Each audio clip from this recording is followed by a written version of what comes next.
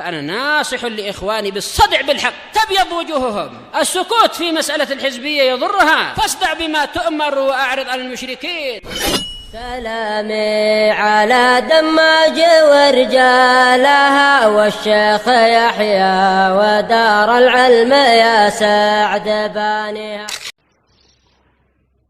بسم الله الرحمن الرحيم. الحمد لله رب العالمين وبه نستعين على أمور الدنيا والدين، ثم الصلاة والسلام على أشرف الأنبياء والمرسلين سيدنا محمد بن عبد الله الأمين وعلى آله الطاهرين وأصحابه أجمعين ومن تبعه بإحسان إلى يوم الدين. ثم أما بعد، إخوان في الدين, kita akan kembali mengkaji kajian dari kitab Al-Mubadi'ul Mufidah fi Tauhid wal Fiqh wal Aqidah, fondasi-fondasi dasar yang bermanfaat dalam pengesahan Allah, pemahaman ibadah serta ideologi, sebuah tulisan oleh Syekh Yahya Ibn Ali Al-Hajuri hafizahullah. Beberapa poin awal telah kita ambil dari Mubadi'ul Fiqh, fondasi dasar yang bermanfaat dari pemahaman tentang ibadah, sampai pada pembahasan yang terakhir yang kita kaji adalah doa atau zikir atau wirid berkaitan dengan seseorang yang hendak masuk ke dalam WC, kamar mandi atau toilet. Langsung kita ambil poin yang berikutnya, masih pada pembahasan yang sama. Kata penulis, semoga Allah menjaga beliau. As-sadis wal khamsun, poin yang ke-56. Min adabi qada'il hajah, di antara etika membuang hajat. Etika membuang hajat. Sengaja sang penulis memberikan ungkapan yang sopan, buang hajat, karena seperti itulah yang datang dari Al-Quran dan Sunnah, mengungkapkan tentang sesuatu yang mungkin tabu untuk diperbincangkan. Hanya saja mau tidak mau harus diperbincangkan berkaitan dengan ilmu yang akan kita kaji di dalamnya, dengan ungkapan yang tidak membuat telinga tidak enak untuk mendengarnya. Dan ungkapan seperti ini, etika buang haji. Beliau sebutkan kepada kita suatu hadis, terdapat sekitar 3 etika buang hajat di dalamnya. Kita akan baca, sekaligus kita akan menambahkan pula sebagai bentuk pelengkap penyempurna dalam pembahasan tentang adab-adab buang hajat atau etika buang hajat secara keseluruhan yang datang dari sunnah-sunnah Nabi Sallallahu Alaihi Wasallam. Hadisnya berupa, kita baca. Kata penulis, An Salman Al-Farisi radhiyallahu anhu annahu qila lahu, dari Salman Al-Farisi, punyanya Abu Abdillah, semoga Allah meridhoinya, annahu qila lahu, bahwasanya dikatakan kepada dia dalam riwayat lain bahwasanya orang musyrik yang mengucapkan hal ini kepada Salman Al-Farisi. Orang musyrik adalah musuh, bukan orang Islam. Apa orang musyrik katakan kepada dia? Allamakum nabiyyukum kulla syai'in hatta al-khira'ah. Hatta al-khira'ah. Kata orang musyrik kepada Salman Al-Farisi, Nabi kalian telah mengajarkan kepada kalian seluruh perkara, bahkan buang hajat, bahkan membuang kotoran, bahkan ketika masuk ke kamar mandi, WC, toilet. Apa dijawab oleh Salman? Faqala ajal, tentu hal itu telah diajarkan oleh Nabi kita Muhammad sallallahu alaihi wasallam. Sebelum kita lanjutkan apa yang ingin diterangkan oleh Salman Al-Farisi tentang pembelajaran dari Nabi sallallahu alaihi wasallam tentang etika buang hajat, pertama-tama kita renungi hadis ini bahwa barakallahu fikum jami'an, jangankan kita umat Islam, musuh pun mengakui bahwa agama ini lengkap dan sempurna. Kisah yang terjadi dalam hadis ini perbincangan antara orang musyrik dengan Salman Al-Farisi, seorang sahabat yang mulia. Dia sendiri mengakui bahwasanya agama Islam lengkap, sampai mengajarkan yang belum tentu diajarkan di agama-agama yang lainnya. Mungkin hal ini tabu untuk diperbincangkan. Nah, berkaitan dengan tak seorang pun ketika masuk ke dalam kamar mandi, tak seorang pun tahu apa yang kita lakukan di dalam. Kita pun tak mau enggan untuk menceritakannya. Tapi ternyata agama Islam memperbincangkannya. Tentang adabnya, etikanya, tata caranya, metodenya. Nah, sebagai pembenaran akan perkataan Allah Subhanahu wa taala dari surat Al-Maidah. Al-yawma akmaltu lakum dinakum wa atmamtu 'alaikum ni'mati wa raditu lakumul Islam dinan. Kata Allah Subhanahu wa taala, hari ini aku telah sempurnakan agama bagi kalian. Hari Arafah, tanggal 9 Dzulhijjah, tahun ke-10 Hijriah. Beberapa hari sebelum Nabi SAW meninggal dunia, agama Islam Allah Subhanahu wa taala telah sempurnakan, telah lengkap. Artinya agama Islam sudah sempurna. Apapun yang kita inginkan dalam aspek kehidupan manusia ada di dalam agama Islam. Bahkan dalam permasalahan buang hajat seperti itu. Yang mungkin sebagian kita tahu untuk memperbincangkan. Nah, dijawab oleh Salman, ajal. Ya betul. Nabi kami telah mengajarkan akan hal tersebut. Apa gerangan yang diajarkan oleh Nabi SAW kepada Salman Al-Farisi secara khusus, kepada sahabat secara umum, kepada umat Islam seluruhnya termasuk kita secara global. Kata Salman Al-Farisi radhiyallahu anhu, laqad nahana an nastaqbil al-qiblat bi qa'itin aw bolin aw an nastanjiya bil yamin aw an nastanjiya bi aqall min thalathati ahjar. Kita artikan, kata Salman Al-Farisi radhiyallahu anhu, sungguh Nabi SAW telah melarang kita untuk menghadap ke arah kiblat ketika buang air besar ataupun kecil. Ini etika pertama dari hadis ini. Dilarang untuk menghadap ke arah kiblat. Nah, dilarang untuk menghadap ke arah kiblat. Datang dalam riwayat yang lain juga bahkan untuk membelakanginya. Tidak boleh untuk menghadap ke arah kiblat atau membelakangi kiblat ketika buang hajat, baik itu besar atau kecil. Nah, ini larangan pertama. Larangan kedua adalah au annastanjiya bil yamin, atau bersuci dengan tangan kanan. Membersihkan kotoran dengan tangan kanan, ini pun termasuk hal yang dilarang. Nah, pasti kita cebok dengan tangan kanan. Tidak boleh, pokoknya haram. Au annastanjiya bi aqall min thalathati ahjar, atau bersuci dengan kurang dari 3 biji batu.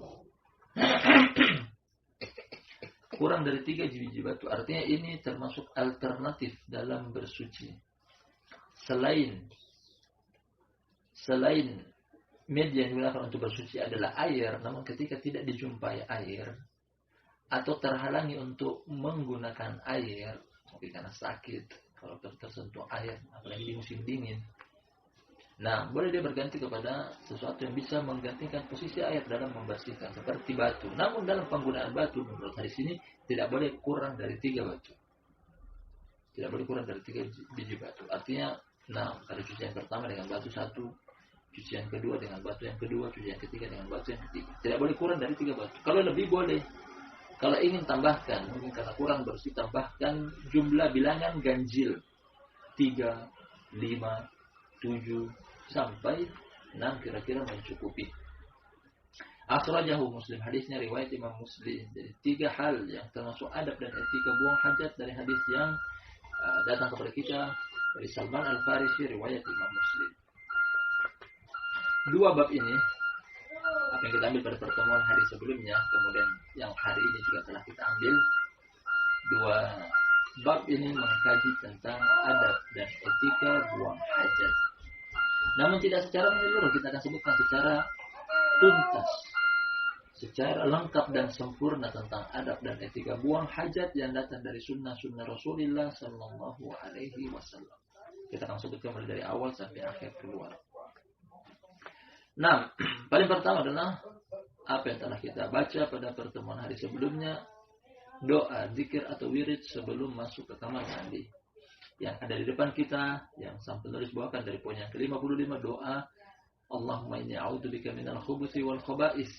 Namun kita tambahkan satu lagi dari riwayat Ali bin Abi Thalib radhiyallahu anhu di luar sahih, tambahkan bismillah. Jadi doa lengkap untuk masuk ke dalam kamar mandi adalah bismillah Allahumma inni a'udzubika minal khubuthi wal khaba'is. Tanpa perlu kita ulangi berkaitan dengan sikap kita menghadapi doa ini apabila lupa sudah sampai dalam kamar mandi. Telah kita kaji hal tersebut pada pertemuan sebelumnya. Kemudian adab yang kedua adalah sebelum masuk kamar mandi hendaknya masuk ke dalam kamar mandi dengan menggunakan kaki kiri. Datang dari dalil-dalil secara umum seperti hadis Aisyah radhiyallahu anha, kata dia, karena Nabi sallallahu alaihi wasallam yu'jibu tayammun fi tanaqulihi wa tarajjulihi wa tuhurihi wa fi sya'nihi kullihi. Kata Aisyah radhiyallahu anha adalah Nabi sallallahu alaihi wasallam senang untuk berkanan-kanan, gemar untuk berkanan-kanan. Pada perkara apa saja? Fi tanaqulihi, ketika menggunakan sendal. Artinya menggunakan sendal, menggunakan kaki kanan lebih duluan. Satu menyebutkan tentang sendal diikut sertakan dengan seluruh jenis pakaian. Kalau mau pakai baju kanan, tangan kanan duluan yang dimasukkan. Mau pakai sarung, pakai celana, kaki kanan duluan yang didahulukan. Dan semuanya. Kita na'ulihi wa tarajjulihi, dan bersisir. Bersisir pun menggunakan yang kanan. Kanan dengan ungkapan bahwa pertama menggunakan tangan kanan bukan tangan kiri, kemudian dimulai pada bagian kepala, bagian kanan. Wa tuhuri, dan bersuci dalam wudu. Wa fi sya'nihi kulli, dan dalam urusan semua beliau. Ini lafaz yang terakhir ini dalil secara global bahwasanya pada perkara yang positif, yang bernilai ibadah, yang mendatangkan manfaat, hendaknya penggunaan tangan kanan lebih duluan. Termasuk masuk ke masjid. Lain daripada itu menggunakan kaki kiri seperti masuk ke kamar mandi. Karena yang kotor-kotor, yang jorok-jorok, yang tidak bersih, menggunakan kaki kiri atau tangan kiri membersihkan kotoran, entah itu di mata, di hidung, di telinga, atau dan seterusnya. Yang bersentuhan langsung dengan yang kotor-kotor, atau pada notabene yang kotor-kotor, hendaknya menggunakan kaki kiri termasuk masuk ke dalam kamar mandi. Ini adab yang kedua. Setelah baca doa kemudian masuk dengan kaki kiri. Yang berikutnya, kita perbincangkan tentang berada di dalam kamar mandi. Selama berada di dalam kamar mandi, ada hal-hal yang hendaknya diperhatikan, baik itu berkaitan dengan salbiyah ataupun manfiyah. Berkaitan dengan yang hendaknya dilakukan atau yang hendaknya tidak dilakukan. Di antaranya adalah pertama, untuk tidak memasukkan zikrullah ke dalam kamar mandi berupa lisan ataupun tulisan. Tidak memasukkan ke dalam kamar mandi zikrullah, lafaz Allah, mengingat Allah, baik itu dalam lisan ataupun tulisan. Tidak boleh untuk mengucapkan dengan lisan, tidak juga boleh untuk masukkan dalam bentuk tulisan, Al-Quran, buku, dan misalnya, atau secari kertas. Ataupun bahkan dalam bentuk sebagai mereka tanya apakah boleh masukkan HP ke dalam kamar mandi. HP tak menutup kemungkinan bahwasanya di situ ada aplikasi, ada chattingan yang mungkin kita membaca bismillah, menuliskan dalam chattingan tersebut bismillah, atau paling tidak assalamualaikum warahmatullahi wabarakatuh. Ada lafaz Allah. Hendaknya tidak dimasukkan ke dalamnya. Seluruh yang berkaitan dengan zikrullah lisan dan tulisan jangan dimasukkan. Ini termasuk beradab kata Allah Subhanahu wa taala dalam surat Al-Hajj, "Wa may yu'azzim sya'airallahi fa innaha min taqwal qulub." Barang siapa yang mengagungkan syiar-syiar Allah, berarti itu termasuk ketakwaan hati. Syiar-syiar Allah termasuk kata Allah, hendaknya jangan dimasukkan ke dalam kamar mandi. Kemudian di antara adab dan etika buang hajat di dalam kamar mandi, selama di dalam kamar mandi tidak boleh untuk berbincang-bincang. Berbincang-bincang, baik itu dua orang yang ada dalam kamar mandi atau satu dalam kamar mandi, satunya di luar. Terkadang terjadi kebiasaan. Ini terlarang. Dengan bentuk perbincangan apapun, bahkan perkara darurat tidak. Kamar mandi makanya jangan berlama-lama. Jangan satu di dalam, satu di luar, saling berbincang, satunya buang hajat sambil ngomong, bicara, yang di luarnya balas lagi dengan pembicaraan. Hal ini tidak boleh terlarang. Bahkan hadis dari sahabat Jabir bin Abdullah radhiyallahu anhu riwayat Imam Ibnu Sa'ad. Kata Nabi sallallahu alaihi wasallam, "Idza tadawwada ar-rajulani falyatawara minhuma an sahibai wala yatahaddath an tawkihima fa inna Allah yamkutu ala dhalik." Kata Nabi sallallahu alaihi wasallam, apabila dua orang buang hajat, hendaknya saling menjauh dan janganlah berbincang-bincang ketika buang hajat di antara mereka berdua, karena Allah memurkai akan hal tersebut. Perhatikan datang lafaz dari Nabi sallallahu alaihi wasallam bahwasanya beliau katakan Allah murka. Nah, sudah buang hajat kok bicara, ngobrol, cerita. Nah, ini terlarang baik itu dua orang yang dalam kamar mandi. mungkin saja kamar mandi yang bersampingan satu sebelah sambil bicara, atau satu buang hajat yang satunya di luar sedang melakukan kegiatan apapun itu, jangan. Apalagi sebagian orang punya kebiasaan Allah musta'an, mandi sambil menyanyi, ada lagi yang mandi sambil menerima telepon, bincang-bincang, buang hajat misalnya. Nah, ini semuanya tidak boleh. Al-muhim masuk dalam kamar mandi, tutup mulut dia, tidak usah berbicara. Silahkan lakukan kegiatan apapun di dalam kamar mandi tanpa mengeluarkan suara sedikit pun. Nah, baik itu yang berkaitan dengan zikrullah lisan ataupun tulisan ataupun perbincangan umum. Makanya sebelum masuk kamar mandi hendaknya menyelesaikan seluruh permasalahan yang dia ingin perbincangkan. Jangan sampai masuk dalam kamar mandi lupa bawa handuk. Nah, di dalam kamar mandi teriak, fulan, umi, abi. Nah, ambilkan handuk. Nah, ini tidak diperkenankan. Kecuali mungkin dalam keadaan lupa, betul-betul lupa, darurat. Hanya saja hendaknya diperhatikan sebelum masuk kamar mandi. Hal-hal yang berkaitan juga selama masuk di dalam kamar mandi adalah kali ini beristinja yang datang dari hadis Salman Al-Farisi ini. Istinja, adab istinja. Pertama, hendaknya menggunakan tangan kiri. Dan ini wajib. Artinya tidak boleh menyentuh kotoran dengan menggunakan tangan kanan. Tidak boleh. Datang dalam hadis Al-Haris bin Rabi Al-Ansari radhiyallahu anhu, kata Nabi sallallahu alaihi wasallam, la yumsikanna ahadukum bi yaminihi wa huwa yabul wa la yatamassah min al-khala' bi yaminihi wa la yatanaffas fil ina. Kata Nabi sallallahu alaihi wasallam, apabila kalian membuang hajat, jangan memegang kemaluannya dengan tangan kanan. Jangan bersuci, jangan membersihkan, artinya jangan cebok dengan menggunakan tangan kanan.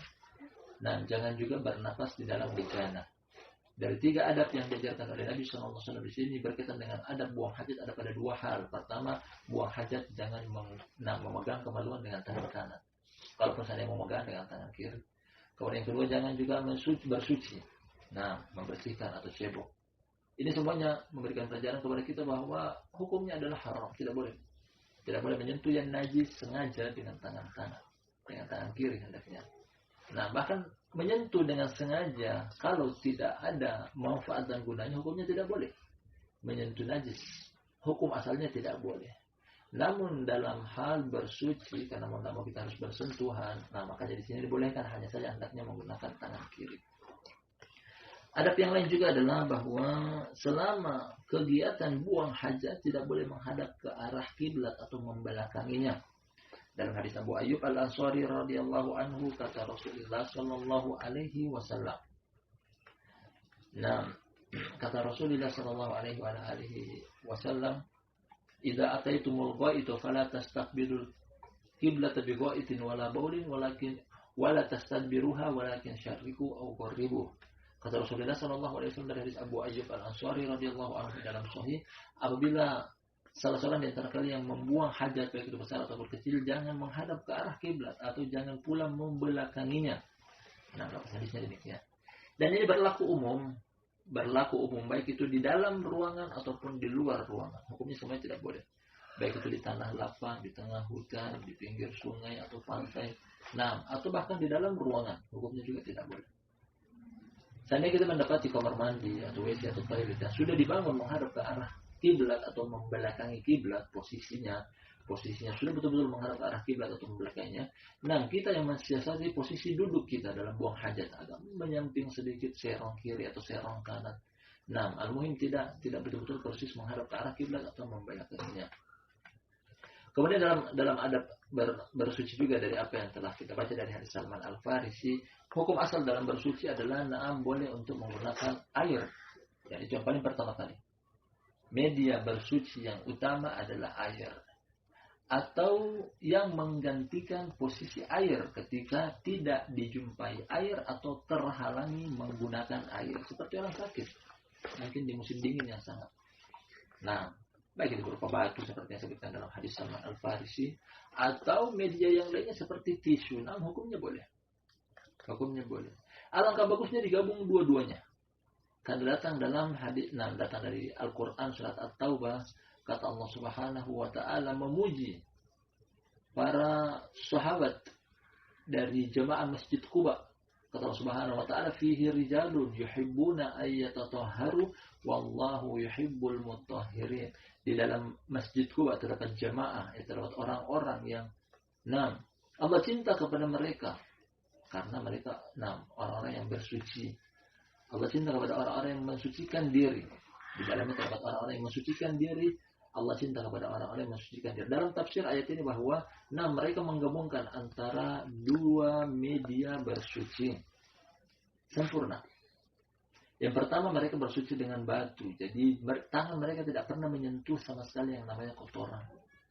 Jadi yang bersentuhan dengan kotoran adalah batu. Setelah terasa bersih dari najis, baru mereka menyusulkan dengan air. Jadi mereka menggunakan dua media bersuci sekaligus. Jadi tangan mereka tidak menyentuh najis sama sekali. Dan pertama batu itu yang bersentuhan dengan najis, kemudian setelah bersih dari najis baru mereka susulkan dengan air. Dan hukumnya afdol. Namun memilih salah satunya pun boleh. Kita juga suci dengan batu saja tanpa air, atau air saja tanpa batu. Namun yang afdol apa yang kita sebutkan tadi, penggabungan antara dua-duanya. Ini adab-adab selama berada di dalam kamar mandi.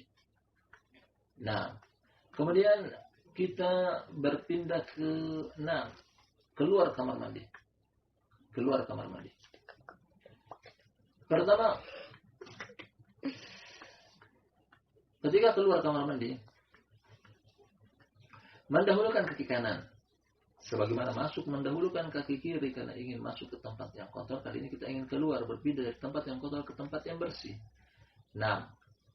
Berbalik atau lawan daripada ketika masuk.